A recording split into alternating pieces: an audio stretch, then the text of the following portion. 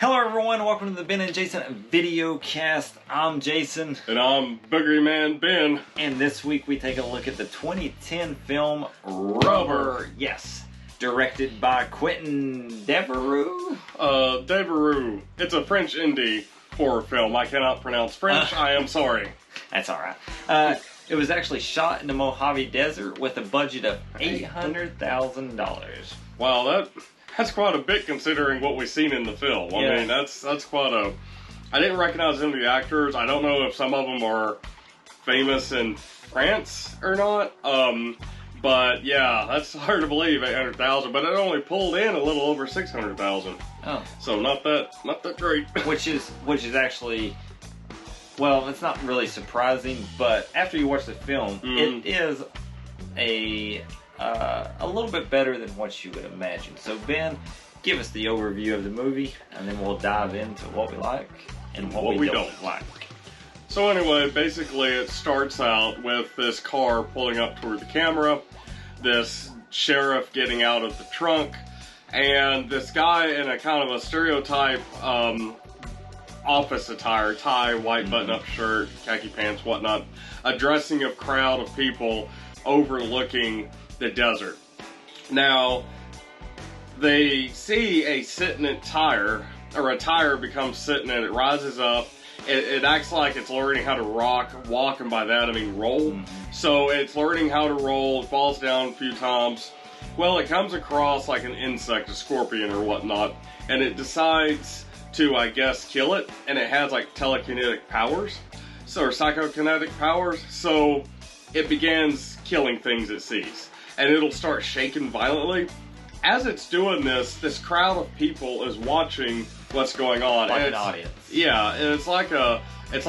It's like watching, they know they're watching a movie while you're watching the movie. Yeah. You know. So anyway, people die, the tire makes its way down to this kind of cliche old desert hotel, kills a maid.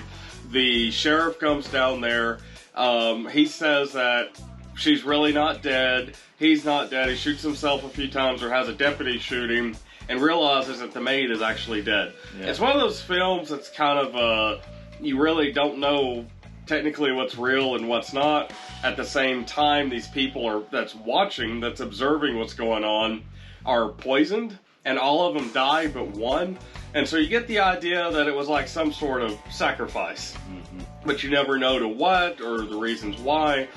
And so the final survivor makes his way down to this hotel, and that's where the kind of the final confrontation comes off. The sheriff and a couple other characters realize that this tire is indeed alive, you know, in a way.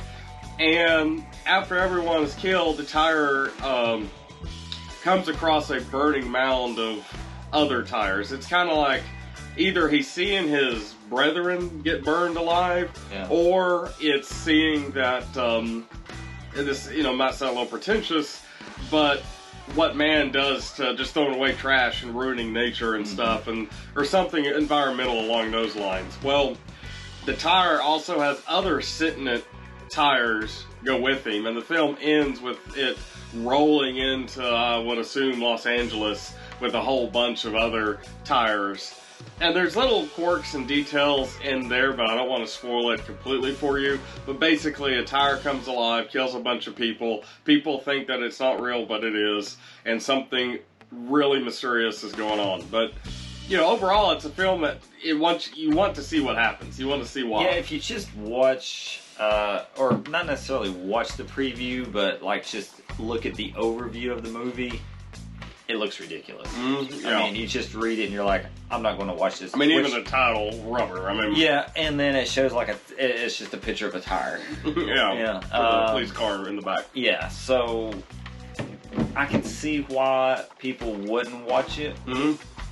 But given what it was, I mean, the acting was, I felt, very well. Oh yeah. You know, and especially with the gentleman in the wheelchair with the Vietnam era style jacket. Like, he was real gritty and stuff like that. And a lot of the shots, they were very cinematic. Oh yeah. And very well put together. Like, you know, usually on these lower budget, not that $800,000 is low. It has a thing to cut out in the back to set up as a diorama. So like he's looking through the door. So do they have Scream? Do they have other? All of them. Freddy Krueger, Chucky. This is actually an older thing, but they've got Freddy Krueger, Chucky, Michael Myers, Jason, you know, the whole 9 yards.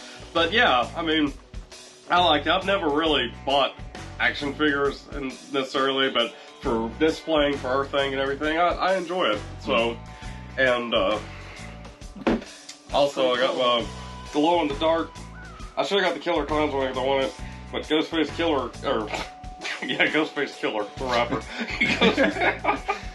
Ghostface, glow in the dark shirt. Yeah, sure. That's pretty sweet. Oh yeah, yeah, that's a hot topic. So what'd you get? Or well, nothing actually. So how about that? You got this wall back.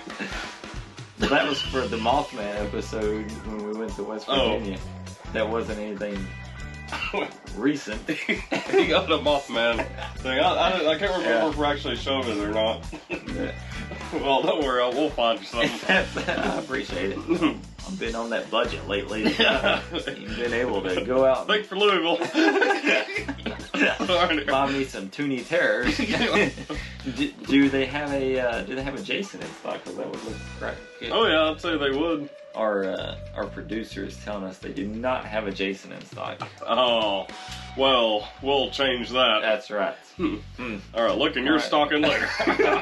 Sweet. All right, guys. Till next time, I'm Jason.